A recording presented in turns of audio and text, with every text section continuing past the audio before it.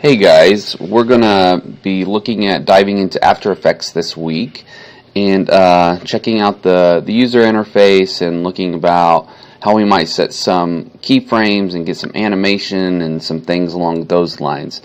I'm going to try to kind of go at a slow and steady pace, but since this is a video, if you missed something or something like that, just let Ed know and he can rewind the video and let you see again what we're talking about. But anyways, in looking at the syllabus, you guys should be working up your logos in Photoshop to bring those in next week. So part of today's goal is to cover the interface of After Effects again and start to think about how we might take what we're designing in Photoshop and bring it over into After Effects and add some animation to it. So we'll be taking a look at all of those, and I'll show a quick little example of how you might bring some elements in here from your design in Photoshop and work some things up. Okay, so let's go ahead and jump right in. I'm just gonna close this screen right here. Okay. You have these, but I'm still kind of old school, so I usually just either want to, if you have like a footage that you pulled in here, you can actually drag that down into here. This is called our timeline, and it'll automatically create a composition based off of whatever your footage that you've imported here or your picture is. But this will be set to that resolution. I don't want to do that right now because I want to control the size and the aspect ratio of our composition. And again, for our standard HD, that's going to be the 1920 by 1080. Alright, so we're going to go to Composition, New Composition, and this composition settings box is going to pop up. This gives us an opportunity to name our composition. So let's just call this Intro to AE. They do give us this preset, or we can choose a bunch of different presets. So you can set it to some of your 4K aspect resolutions. We're just going to, for our project, we're going to keep it to the standard HD TV, the 1920 by 1080. I do want to point this out, that you can click in here and you can type this in, 1920 by 1080. Oops, I didn't mean to hit enter. Let me open that back up. Okay. But I do want to point this out right here. If you click this lock aspect ratio, well, what that's doing is if I change this number, it's going to change this number to keep this same kind of rectangular shape. So it's going to make this whatever it needs to be so that the shape is saved. So if I make this smaller, you'll see that we've maintained our shape, but this number's changed. So this is locking this number to this to keep this same aspect ratio. We're going to keep this at 1920 by 1080 though. Okay. And you can see that changed. We are going to keep this as square pixels. I can't honestly even think of a time that you'd want to change that, but I'm sure there's at some point something could arise, but 99.9% of the time you're going to want to keep that as square pixels. This is our frames per second, so how many frames we're seeing for every second. So as this goes a second, how many frames are occurring in that timeline. And you're going to typically want to stick between this 29.97 or this 23.976. This would be kind of considered more for like your film, like if you're going to go into, if you're making like a film for like an indie film festival or something like that, you'd probably want to do this. But this would be more for like television or something along those lines. I don't really care as far as like what you want to use for your animation. Either for the class, either is fine. I would definitely use either or though. So either the 23.976 or the 29.97. So just pick one of those. This right here, this is our resolution. I always set this to full. It can be helpful, and there you can actually see right here it says full 2. You can actually reduce this later if you need to be. And as we stack tons of layers and tons of effects, it can be helpful to turn down the resolution just for previewing purposes, because things will load up a lot faster instead of waiting for everything. Because as things start to pack up and build up, that can take a while. So for preview purposes, sometimes you can knock it down to like a half or a quarter or a third or whatever, just so you get an idea of what's going on. And then for final renders, obviously you're going to want to turn that back up to full. Just a good idea, just turn it to full in here for now. Our start time code is just our starting time, so 0. I don't know that we need a full 30 seconds for our logo. I think we'll just do something right now for like 6 seconds, just for animation purposes. We'll just set this for now. And once you have all this in, oh, and you can also choose your background color. If you click on that, you can change it. I like black, so I just stick with black. But this is for lack of better words, this doesn't really exist. It's just what you're seeing. But it's not like there's something there. It's not like there's a black color for real there. It's just kind of giving you something to start to put your work on top of. But really, it's invisible. Okay, so once you have this, let's go ahead and click OK. Now, like I said, we can see this black, but as I mentioned, it's not really there. And as we talk about in Photoshop, if you guys remember that little gray checker that kind of showed us where our transparencies were, well, that's here too. And if you click this button, you're going to see that you're just turning off that display that you set the background to be displayed as. So again, it's never really been there. You're just turning off its display so you can see the transparency grid. But even as I click that back, this black is not really there. I hope that makes sense. And I'll show you a layer, like when we make a black layer here in a second, that'll kind of illustrate that point again. Okay, but moving along. If we take a look over here, this is where, like, if I import footage or pictures or have a bunch of different comps that I'm pre-composing, and we'll get into all that. If any of that doesn't make sense yet, we'll get into all that. But just know, as we import things, that this can start to build up a lot too. So like we were doing in Photoshop, it's a really good idea to keep your stuff organized. Because again, if you have to hand this off to somebody and you got like 1,000 things in here without decent names and without grouped appropriately in different class folders and that sort of stuff, it can get really confusing. And it can get really confusing for you too as you're trying to come back and continue to work. So from the very beginning, it's a good idea to just kind of keep things organized. And they give us these little folder icons down here to help with that.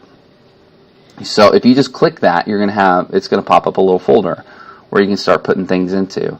So it's highlighted right now, and you can start to name things. But if you click off, you might like try to double click over here, and you're trying to open that up so you can type. That's not going to work. What you want to do is just make sure that you've clicked it so it's highlighted. Hit Enter on your keyboard, and that'll allow you to get back into this renaming. So let's just call this one Comps. This is where we're going to put our comps, and if we hit this little arrow, it's going to show us everything that's in it when it points down. So if I just take my comp that we just made and I drag it onto that, well, you're going to see it kind of indented, and if I turn this arrow, it's going to kind of hide it. But right there, so we've got our first comp in our comps folder. We can make another one. We can call this footage, if you had any footage. Oops, we don't want that in the other folder. Click off of that folder. Click another folder. We can name this one Images, and so forth. And so this is where you can really start to organize organize your folders and where you're putting your assets and so forth. This is really helpful and can keep you organized, and is really helpful, especially if you have to hand this off to somebody else. Okay, so this is where you keep your files organized, your working files. And if we have multiple comps, this is where you could double click on that comp and open it up and so forth. Okay. So where is this comp? It actually is open right now, and it's down here. We can see this intro to AE. That's what that's referencing. And as we get footage and images and all that sort of stuff, we can pull those down in here and kind of layer them like we do in After Effects. In Photoshop. So it's the same kind of layering principle as Photoshop. And so this is where we would start to layer all that. Over here we have what's called our timeline, and this is going to be right here. This is how you're going to animate and scrub across things. So as you see, as I drag this little time marker, you're going to see this over here change. So right now we're at 1 minute, or not 1 minute, more like one. What is that, frames? Hold on, let me see. How are we displaying that? Control. Now, if you control click this, you can use for alternate displays. That's our frames. That's our timeline. So this is 6 seconds. Yeah. So that's 1 second, 0.15 of a second. And so you can remember we set this composition up to be almost 24 frames. So that's actually showing our frames. So between frame 1 and 2, we're going to go from 0 frames all the way up to, by the time we get to our 2 seconds, that's going to be that 23.976. So that'll be second 2, and then that's showing all of our frames. So that's what's going on there. Okay. So you can scrub through this. Now if you want to take a step from frame to frame, you have on your keyboard you'll have a page up and page down. So you can just that's going to move you just one frame.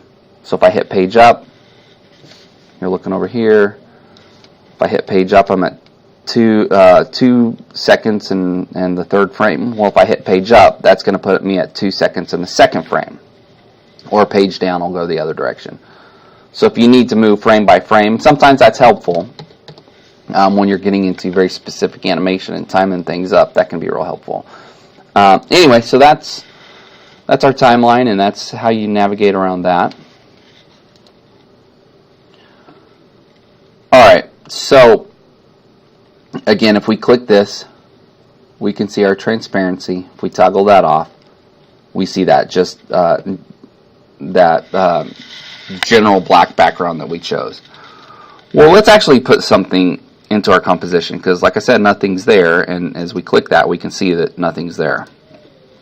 Alright, if we go up here, File, this is for like saving our project, opening a project, etc. If we go to, we're just going to skip all this right now. This is where we can reset our composition settings. So if we felt like this really needed to be 4K, we could come in here and change that to 4K. And so forth. Right now, we're just going to go ahead and go to Layer, because we want to add a layer into here. And if you see this layer new, what we're going to do, we're going to go to Layer, New, Solid. So again, just all the way up top here, Layer, let me click on my comp. When I'm clicked off of my comp, you can see this blue outline. Just want to make sure that you're on your comp. You can see this little blue outline showing that we've got this comp selected. Layer, New, if I can get that right, Layer, New, Solid. Again, like in Photoshop, they do give us these shortcuts, so if we don't want to use those all the time, we can kind of start to learn what some of these are. But I'm just going to go to Layer, New, and then over to Solid. And so once we click that, or you click Control, what was that, Control Y? Let's look at that again. layer, new, solid. So yeah, Control Y would also do the same thing. Once you click that though, you're going to have your solid settings pop up. So let's call this background. And again, we can lock the aspect ratio for our layer. It's actually set to the same thing, so it's going to fill this whole layer composition exactly with whatever color we choose. Definitely use pixels, definitely use square pixels. If this wasn't set right, you could do your make to comp size. You can click on the color, and you can change whatever hues you want and like that. I'm going to leave it at black though, but that's how you navigate that. So right here you can drag up to red or down to greens or yellows, and as you do that you're going to see over here change. And as you get that change, you can now just click anywhere and here that you want that specific color. Right now I'm just going to click all the way in the corner because I just want black, but that's how you could kind of affect that. Okay, so we're going to click OK.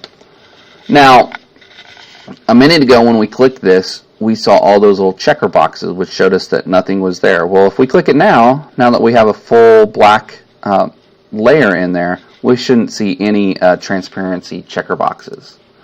And I click it, and sure enough we don't. If we come over here to this background though, like in Photoshop, we have this eyeball for visibility. If I turn that off, there, we're seeing that again. But let's keep that on for now. Let's turn that checker box off. And we now have our first layer in our composition. Alright, now I want us to start thinking about our logos, like how we might get text in here, how we might animate that text, and so forth, or images along with our logo piece. So let's start off with our text tool, and if you see up here, you're going to see this little text icon. If you click that, you can come over here and click in here, but you can see that's like tiny. I can change that because when we click in here, this should pop up over to character. If not, just make sure it's selected to character, and you can start to change the size of what your logo is going to look like. So if we set it to something like that and then started typing logo name, or let's say that we didn't like that size. Well, being that I've still got my logos highlighted and I'm still on my text tool, I can actually kind of come through here and highlight all this. And from here I could go ahead and change the size as well. But anyways, let's just leave it somewhere like that. And if we just click off, and we're still on our text tool, because if we click around we're just going to keep making text layers, so we don't want to do that. We want to make sure we come back over here and come back to our selection tool. This is where you're going to primarily want to be unless you pick one of these for the moment and then click back over to here. Okay. Couple other quick things. If you roll your mouse in, you can kind of zoom in, or if you roll it out, you can zoom out.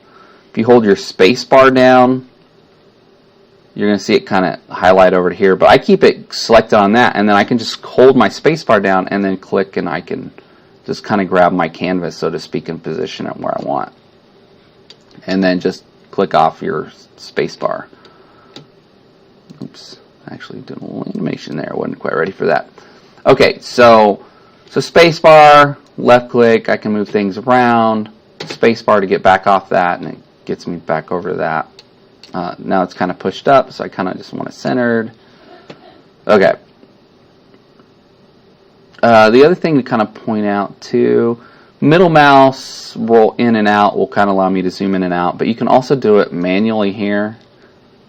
So we can select that. We can zoom out quite a bit. Another nifty tool is this fit.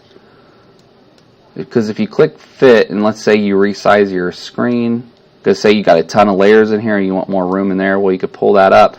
Well, that fit just automatically resizes things to just fit. Again, if I roll in or out, it kind of gets me off the fit. but I can always just get back to the fit. So, so that's pretty nifty little tool there. Okay, so let's talk about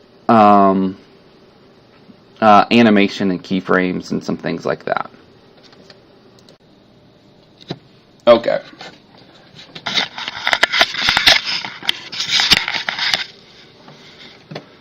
So, making sure we're on that tool. With our logo selected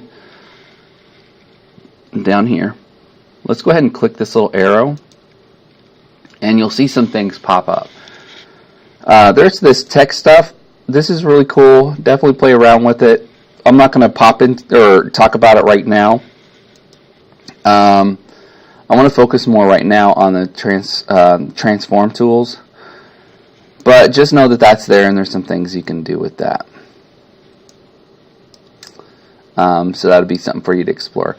Okay, we have some things in here, and let me open Photoshop too, because that's loading. I do want to show you something in regards to these numbers, because this first number is going to be your x-axis and your y-axis, and those are going to be important for understanding two-dimensional axes. And then as we get into 3D, there's going to be a third axis, and that's going to be our z-axis. So I'll explain all of that in a second as soon as Photoshop is pulled up. Okay, so our axes, let's put that there. Okay, so our axes system, and you guys should remember this from like your high school math, is going to be something along, oops, like this. And this is your y, and this is your x. So our y is vertical or up and down, and our x is side to side or horizontal. Now there's another one as we start getting into more 3D that kind of goes off into distance, or comes more at us. So you know, as we, for example, have this box, well, there's gonna, if we want to give this depth, so side to side is x, up and down is y, but as we get more into 3D, there's going to be this depth perspective where things kind of move off or backwards into space. And so that's what our that would be like our z would be kind of like off in that direction. So we can't really see our z because it's pointing straight at us or straight behind all of this, but that's kind of what it is kind of from like a side perspective. So that would be like our z is right here, and our y would be here, and our x would be here. That'd be x and y. Okay, so hopefully that makes sense. For After Effects, we're not going to have to worry about it so much. We're just going to need to worry about this. There is some 3D workflows in After Effects, but for intro, we're not going to worry about it. And it's mainly 2D compositing software anyway, so this is what we're going to focus on for right now. But just know, for Maya and other programs, there is going to be this channel that, or this axis that goes off into space as well, or moves closer to you in space. Okay, hopefully that makes a little bit of sense. If not, let me know and we can talk more about that. But okay, so point being, back here. So again, we click this arrow next to our logo, and then we click this next to our transform. So if we look at our position, we have, well, this first number, well, that's our x.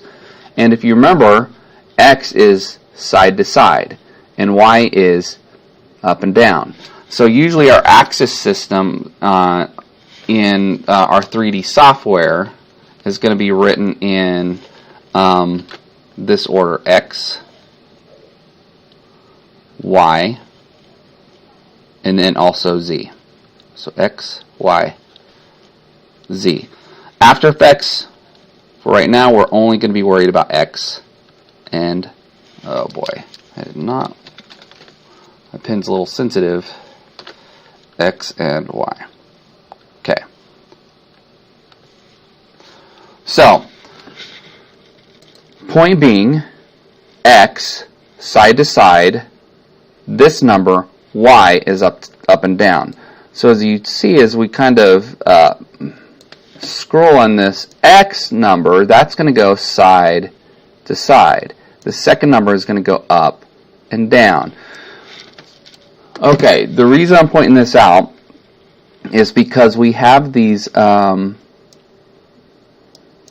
little icons next to them, and so we can actually set keyframes.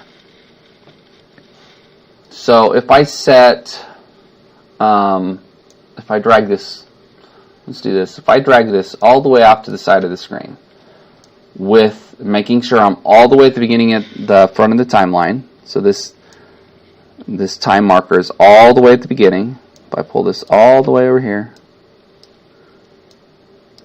pull all the way off screen. Well, if I click this button right here, you're going to see a little diamond right there. That is a keyframe. If I double click on that, I can actually change these numbers. For example, like if I just put that at 0, I'm going to pop right back in there. But I copied that before I did that, so I'm just going to put it back. Okay. So if you double click on that, that's going to do it. Now, because I pulled over here so I could see it, if I change anything right now, I'm going to add a keyframe right here. I'm not ready to do that, but if I did, I just want you to be aware of that you can actually unintentionally add keyframes. If you do, just select them, drag a box and select them, and hit delete. I only right now want a keyframe over here, which pushes that all the way over here. Okay. So now I'm going to take this and slide it all the way to the back of the time slider, and I'm going to take this, remember, X and Y axis. I'm going to take my X axis and I'm just going to push things all the way over here.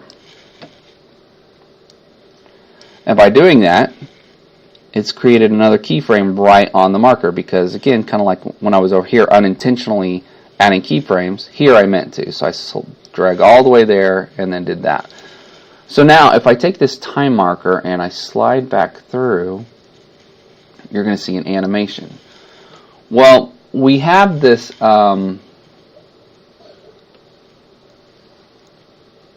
this preview, and you can click play. You can set stuff in here. You can set your resolution for that playback in there, all that sort of stuff. I tend to just like to control everything I hear and do shortcuts, but this is here, and so you can use this user interface to do all of this. I tend to, like, if I want to make sure I'm just previewing at half, I just set it here. Now when I'm ready to render, I'm going to want to make sure I turn that back up to full, so don't accidentally, come down here and then render something out. Okay, so full. We could do play, or on the number pad on your keyboard, if you hit 0, that'll do that as well. So it'll cache it out and just give you a preview animation. Again, you can do that all up in here, because if you look, this has basically, if I hit 0 again, you can see that me hitting 0 on the keypad is actually changing what's happening right here.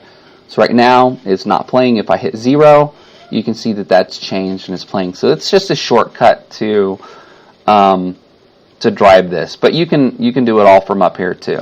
I just tend to like to operate out here and just use 0 on the number pad. So you can see this little time guy going through, and it's showing us what the animation looks like.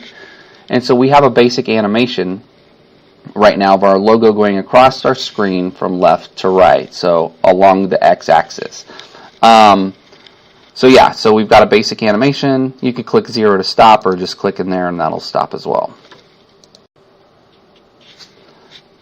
Okay, another couple things to show you for your composition. If you look up here, there's some things here.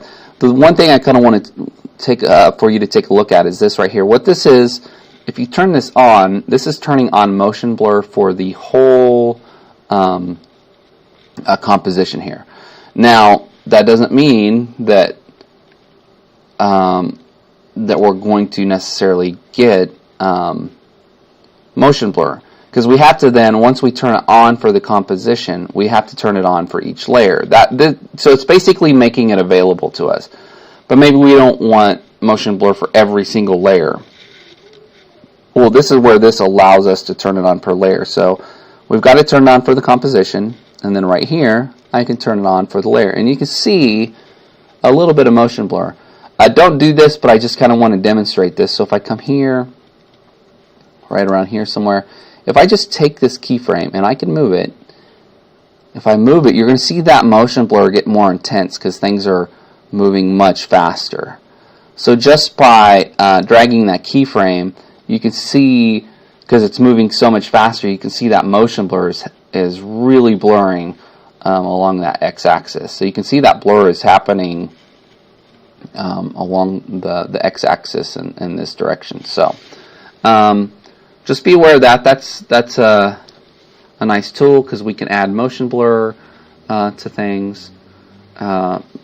Pretty free. It's actually pretty cheap. I know there's some plugins out there that'll do some nice motion blur, and you can actually, when you're in 3D, you can render out your motion vectors and that sort of stuff. And some of those plugins are really good about using those motion vectors to do some really nice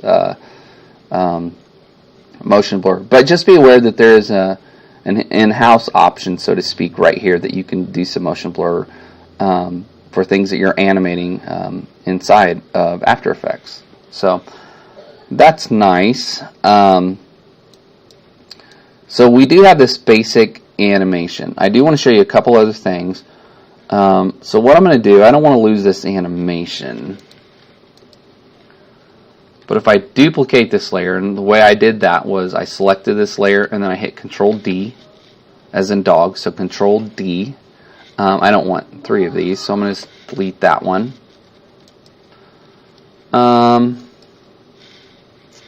And I'm going to turn off the eyeball for the one that we have an animation on. Don't worry about doing all this. I just want to show you guys a couple things. So I'm just going to delete these keyframes.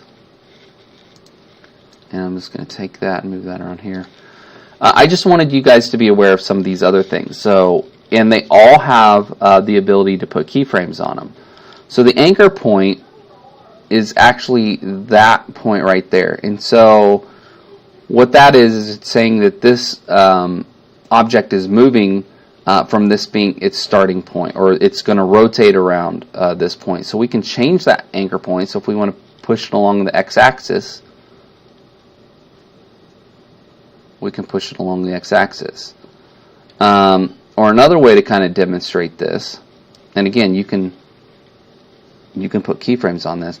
If we rotate this, it's actually going to rotate around that point. So right now, with it being right here, it's all going to rotate around this point. So if we dim it, so if you want to take a look at that, you can see how that works. Or if we put like the anchor point more in the middle, drag this more out here. Now if we rotate it, it's going to rotate more around the middle. And so keep in mind here too that we can animate this stuff. So we can put a keyframe, drag this all the way to the end. We can spin it, and we can play it, and you can see it spinning. And so you could actually do this with movement as well. So you could, so maybe we did want this kind of coming on and spinning and stopping. So you could do something like that. Come all the way to the end. Maybe we want it to spin right around there. We want it to land. So if we drug, if I put a box around both of those keyframes, oops, I can actually move both of them somewhere in the middle. So now we would have an animation kind of like that. So now that that's cached out, now that abruptly stops So one of the things you can do is if you drag a box around both of them and then hit F, or if we right click on these, we can go to our keyframe assistant and easy ease. Actually, I tried to hit F9, but that's also the for my screen recording software. It's also the button that I hit to actually stop the screen recording software. So can't quite do that. So, but if you select these and hit F9, I can't do it right now because again, it's gonna stop my software. It'll put an easy ease on it. But you can also right click, keyframe assistant, go to easy ease. And what that does is it just slows it down so it doesn't just automatically stop. So if we hit that again, you'll see a slight slowdown and ease in at the end. So let that play through again. Yeah. So it kind of slows into it before it stops. And there's a way to look at the animation graph curve, but I don't want to get too deep into all this right now. I just want you guys to have an idea of how you might go through, put some keyframes on things, and move things around. So again, alright. So there, we've done a couple animations. This guy comes on left to right. This guy spins on. So that's going to be how you set some keyframes. And again, just a reminder, hit that arrow and then the arrow next to the transform. And this is where you can set, adjust, move around keyframes, all that sort of stuff. And remember, at any point, if you change something, it's going to put a keyframe right where you changed it. So just be aware of that. That can get a little messy. I wish they would kind of make it like more intentional, but like if I change something right now, like if I just moved that guy, you're going to see it popped a keyframe in there. Then if I start dragging these, that could really kind of make things a little weird. So you just want to make sure. I tend to think little keyframes as possible, so with things like this you don't want anything in the middle. So if there's something in, just double check and just make sure there's no keyframes. If there are, just drag a box around them and then hit your delete key. Oops, and I deleted the whole layer. So there is that, and Control Z is your friend. That's how you undo things. So there, we've got a basic couple animations, and again, these eyeballs turn the different ones on and off. We've shown you how to jump in here and look at some of those basic transform options, set keyframes, manipulate those keyframes, add an easy ease to things. And you can add it to the first one too if you want. It doesn't just have to be to the last one. So there's a couple things there. Alright, so I think the next thing we might look at is what if we don't just want like a black background? What if we wanted something a little different? Well, there's effects. We can put images in here, but I do want to show you guys a ramp or a fall off, so to speak. So that's what I think we'll take a look at next. Alright, so let's take a look at that. So if we click on background, we want to make sure whatever we want to put an effect onto is the layer that we have selected. So if I have this logo name selected and I put an effect on it, well, that effect is going to go onto logo name. Right now I just want to look at background, and we're going to go up here. So we've taken a look at file, edit. Yeah, you can dive into edit. Composition, layers, effects. You're going to use effects a lot. Animation, I mean, there's some things you can do in here. View, window. Your bread and butter is really going to be your effects. Making sure that you're setting up your compositions right and making sure you're saving things out correct. These do have some things that can be helpful, but we're not going to work with all that right now.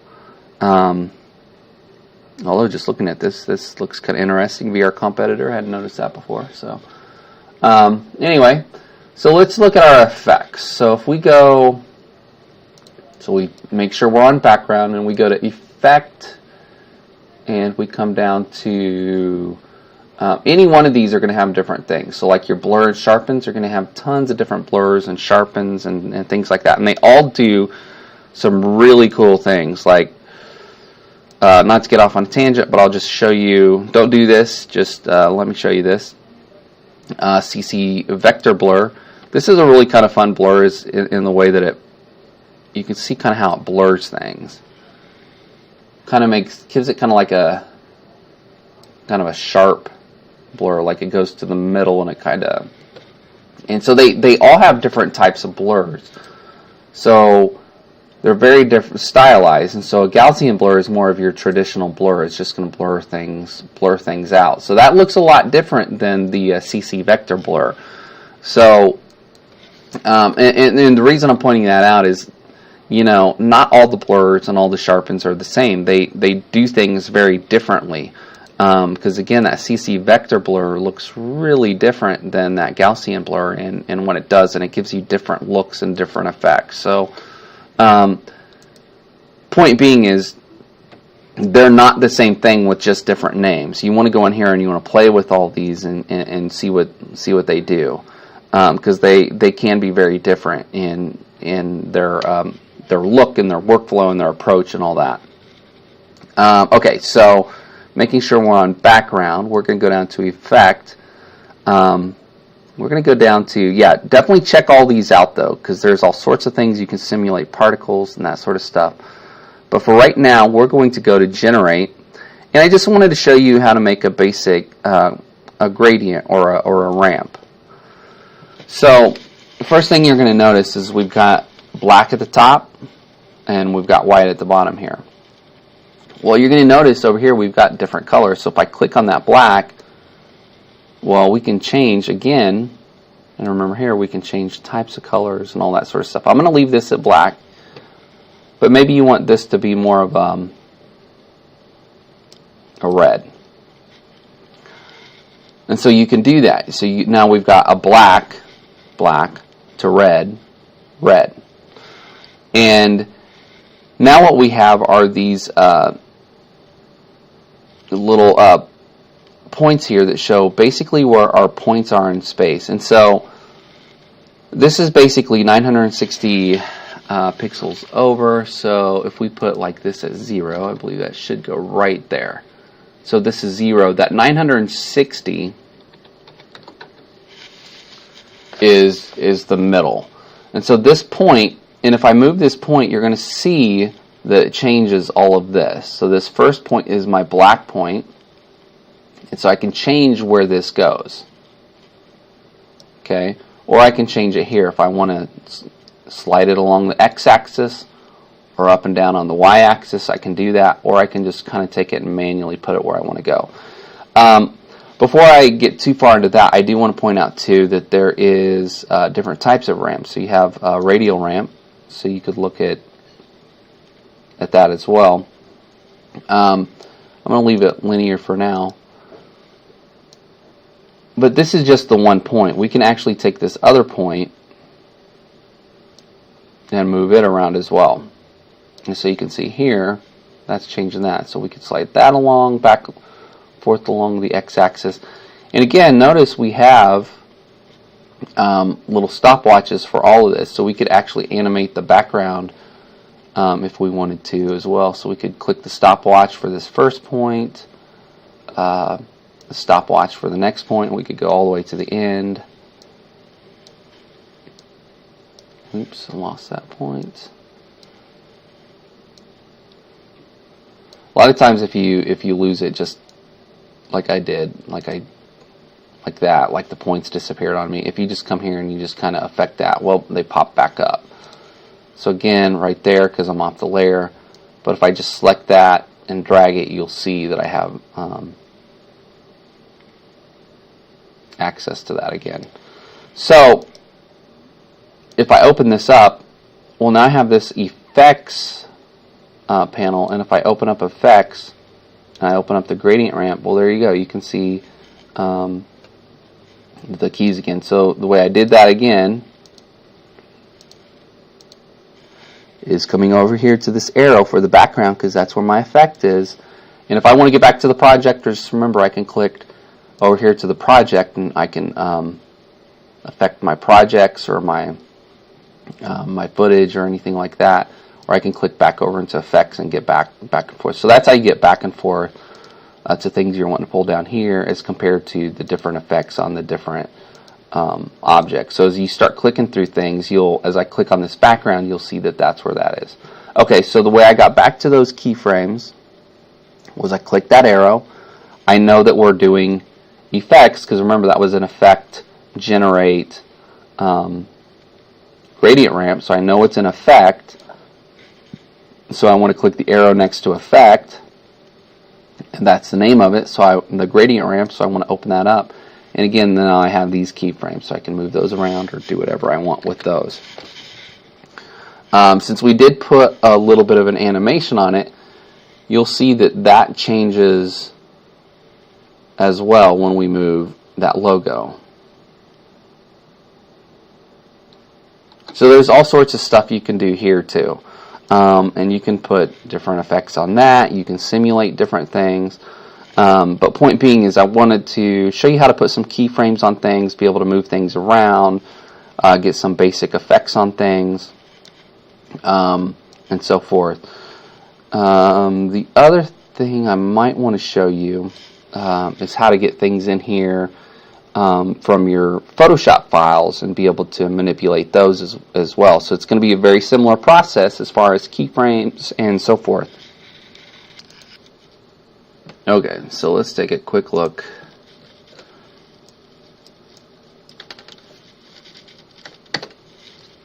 at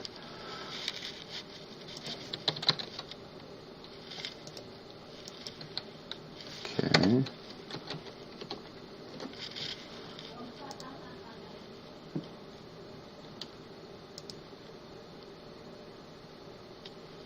This can be helpful too sometimes. Like right now with my computer recording and building up a lot of memory and stuff like that, you can come in here and you can purge memory.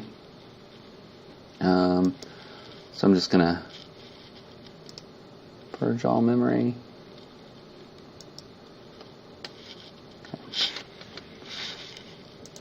Okay. So I'm just going to go ahead and grab a couple quick images. Then remember, we did talk a little bit about usage rights.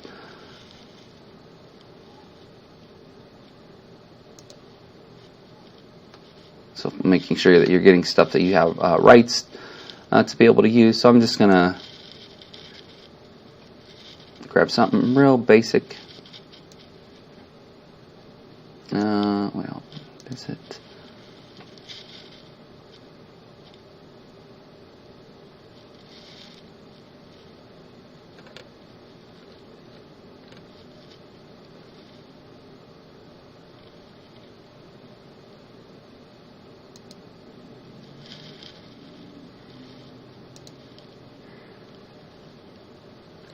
Okay.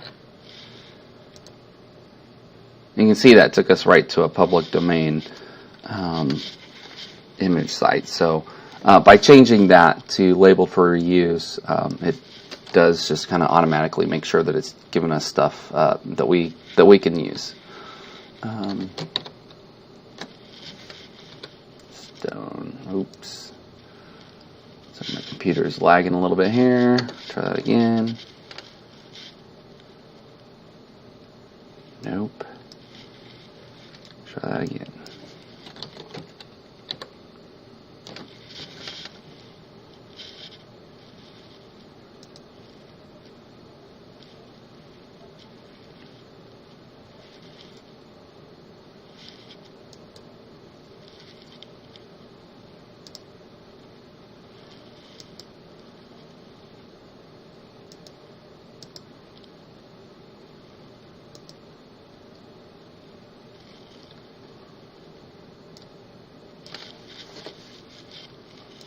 Okay, I'm just getting a couple quick images.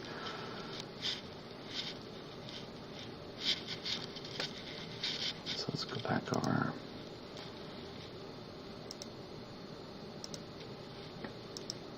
Okay.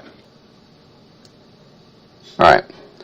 So I'm going to make a new, we want the 1920 by 1080. We want to get our sword and our rock in here.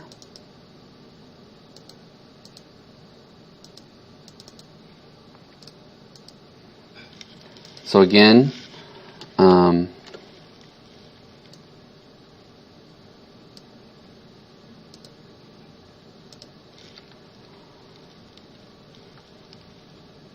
some of our shortcuts, Control plus Alt, select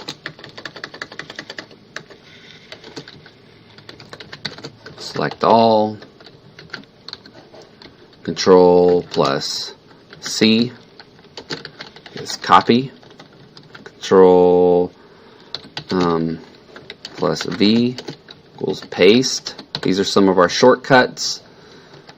Shift plus our function 5 or our F5 key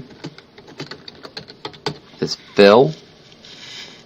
Trying to remember what else. Control plus T equals transform. These are all things that we went over last time, and I believe I gave you a bunch of shortcuts to this sort of stuff. But just remember that it's all up here. So like that fill, for example, is, or here's that free transform, that's that Control T. Fill is Shift F5. So you can come up here and find all this stuff.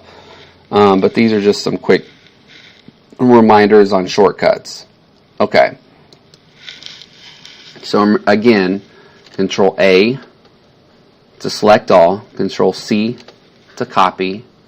We'll come back to our main project and we'll do Control V. And did I write that in here? Control V, yeah, to paste. So Control A, select, Control C to copy, and Control V to paste. Alright. So edit free transform to shrink that. And remember, I'm just using my mouse and Alt to roll in and out. Anyways, let's shrink that down.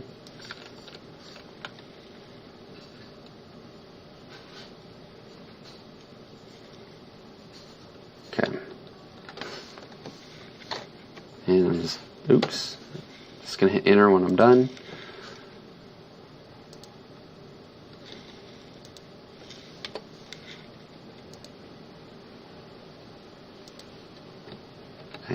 Control A, Control C, Control V, and remember this is layers, so we're going to put that underneath.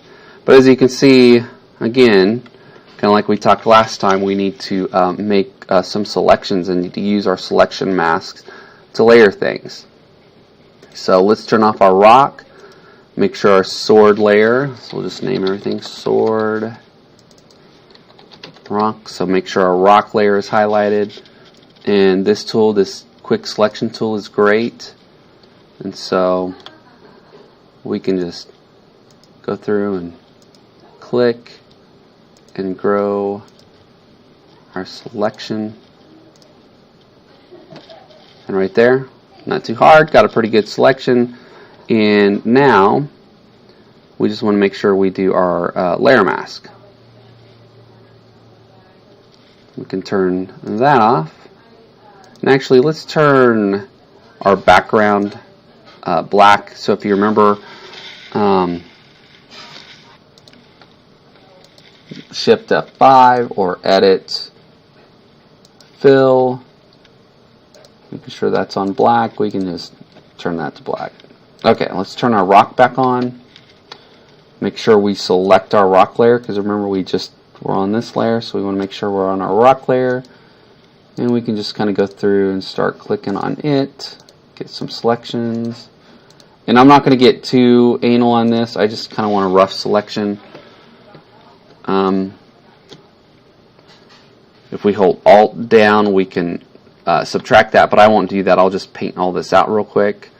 So again, once we've got that selection, We just want to come over here, making sure we're on our rock, and hit our mask layer. Come to our brush, make sure this is black, and if it's not, or if you want to switch it, X switches back and forth. So just making sure that that top one is black. We'll just come in here and paint some of this out real quick.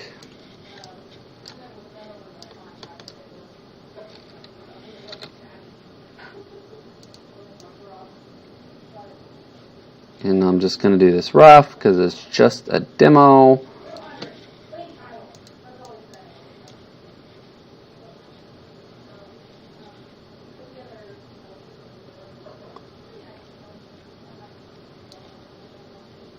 Something like that, just kind of roughly kind of get it. Okay.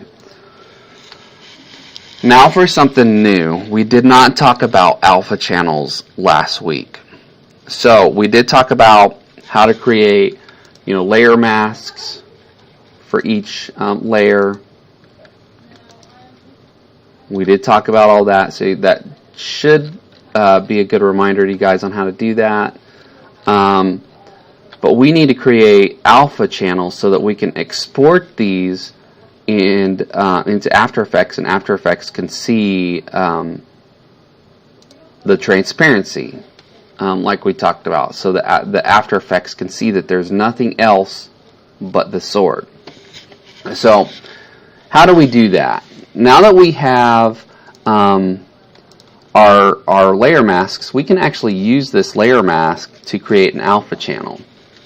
And so the way we're going to do that, if we use our mask, if we hold Control down on the keyboard and we select this sword layer, so we hold Control, left click, you'll see that we get that selection around our sword. So we do want the black background off. I want my rock off, and I want my sword on with the black background. And I'm just going to Control click that sword mask. So that's going to give that to us. Now, the way we get, once we have this selection, and you should be able to see that, this little selection piece that's going around my whole sword, the way we're going to make an alpha channel out of that, once we have that selected, is we're going to come over, we're on our layers panel right here. If we come over to our channels, well, we can see we've got our RGBG, and we've got this temp thing. Which will go away when we clear our selection. So that'll go away. But with this selection on, and coming from layers over to channels, with that selection, if we click our layer mask again, it's going to create an alpha channel for us. Simple as that. So now we can go back to our layers, and we can just hit Control D. Now if I turn on my rock, so remember again, Control D clears. So let me put that over here. We talked about that last time too. So Control plus D clears a selection. So it means nothing is selected anymore.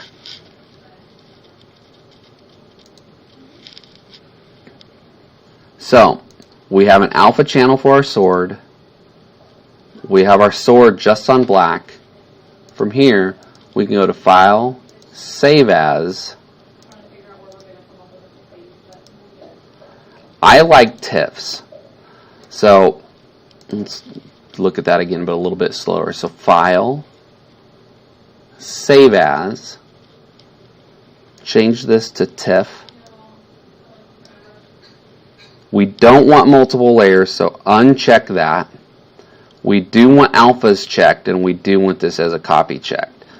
So TIFF as a copy, alpha channel, those are checked, and we're going to call this Sword Alpha. Not going to do any compression or anything, that's all fine. Okay, now we want to work on our rock, so I'm going to turn my sword off, and I'm going to turn my rock on. I don't want this alpha channel anymore, so I'm just going to select this alpha channel, and I'm just going to drag it over. There's a little trash can box, so I'm just going to grab it and drag it over to the trash can. Okay. We're going to do the exact same thing for our rock. So we're going to control click this mask layer. So we're just going to, and it doesn't matter which view you're in, if you're viewing your mask or your rock. So we can be viewing the rock. We just want to make sure we control click the mask. And again, we're going to get that selection. We're going to go back over to channels. We're going to click that little mask icon, and it's going to give us an alpha channel for our rock. So I'm going to go back over to my layers, File, Save As, TIFF, uncheck layers, and we'll just call this stone with alpha. And click Save. And we should actually really be good at that point. So if I come back over to Alpha Effect or After Effects, I'm going to go to my Images folder. I'm just going to go to File, Import File, and I'm going to go to Sword with Alpha. I'm going to import. I'm going to get this because it sees an alpha channel now, and we definitely do not make ignore checked. I like pre-multiplied. You could do straight or pre-multiplied. So make sure that's highlighted, and import. Now if I just drag this over in here, you'll see that I have a sword that I can see past. So that alpha channel now allows me to see everything behind the sword. So now I'm just going to import File, a stone with alpha, and I'm just going to import the stone over here. Let's put the stone somewhere like that. And remember, this is like Photoshop, so we want the sword layer to be on top. So over here, we want the sword layer to be over top the stone layer. So here's where things like, if we click here and we come in here to this anchor port, this is where this anchor point, this is where this can be really, so maybe we want it rotating around like that hilt. This is where that rotation can come in really handy. So let's say we want this sword flying from off screen, rotating and landing into this sword. Well, that's where we would put this keyframe all the way over here. Drag this sword. So this is all the same stuff that we just did. Drag the sword over here. We're going to put a key on our position and a key on our rotation. Come all the way. We're going to drag our slider now all the way over here. We're going to bring this sword over somewhere around here. We're going to rotate it a couple times. I don't know, that may be too much. Do it like that.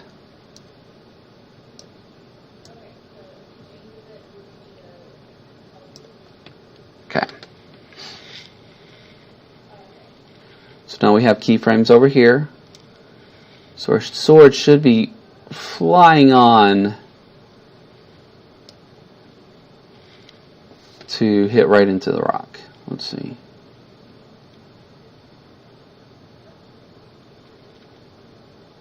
And maybe we want these keyframes up a little bit so we have a little bit left after our animation after it hits.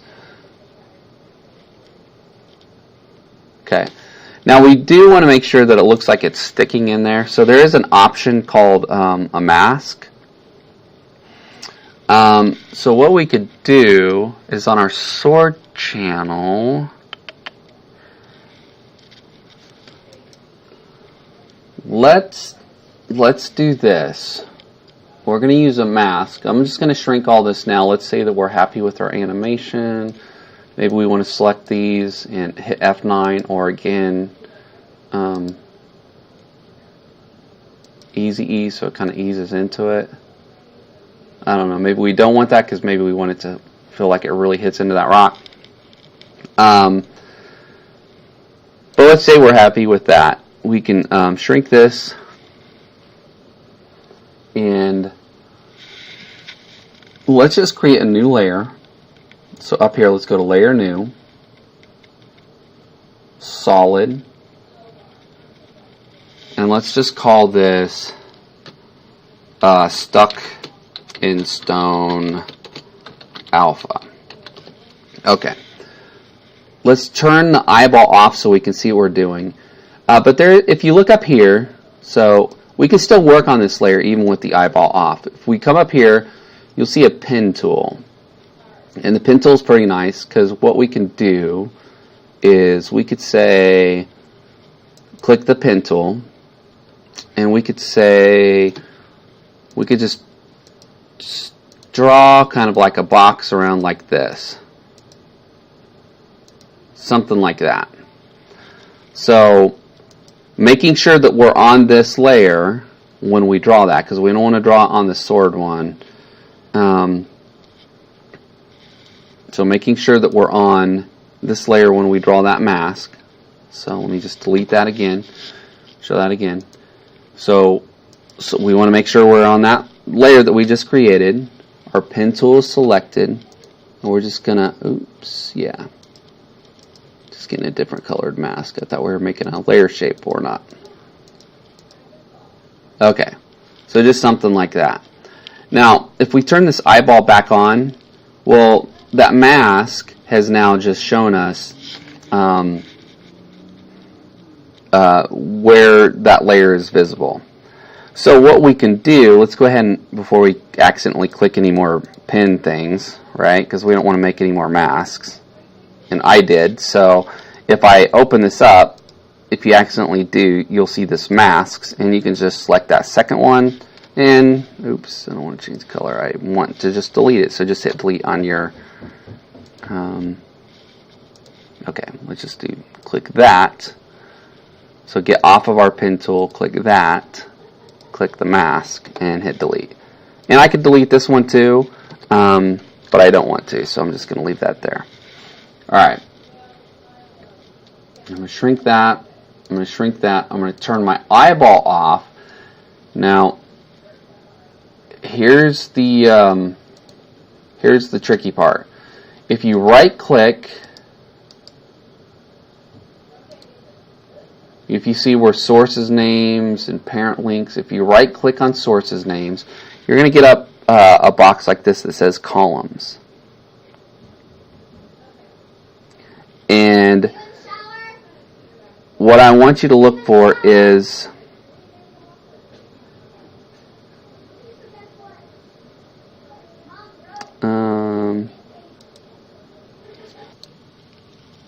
we're just going to right click on that, go to columns, and we're going to check box the box next to modes.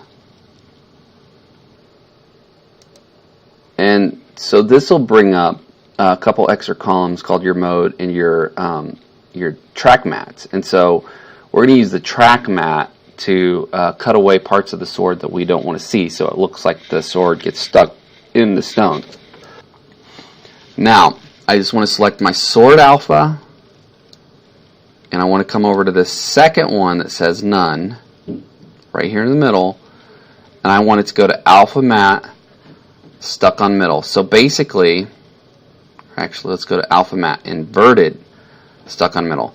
So basically now, wherever we drew the mask for on this option, you don't have to do all this, but we can't see wherever that sword is. Does that make sense? So we're using this layer.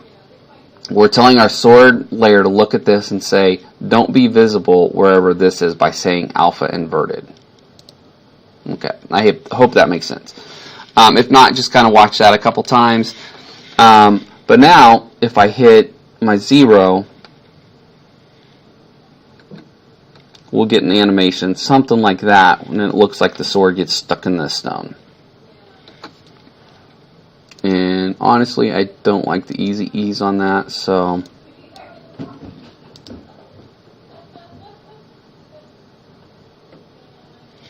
I think control click. Yeah, control click. Just control click those and it will turn that off. And so now that's how you kind of can get a basic animation of something like that, flying in and landing into a rock or something like that. Alright, so hopefully that gives you a little bit of an idea on how you might be able to get things outside of Photoshop into After Effects, put some animation and key things on things, and that should be good from there.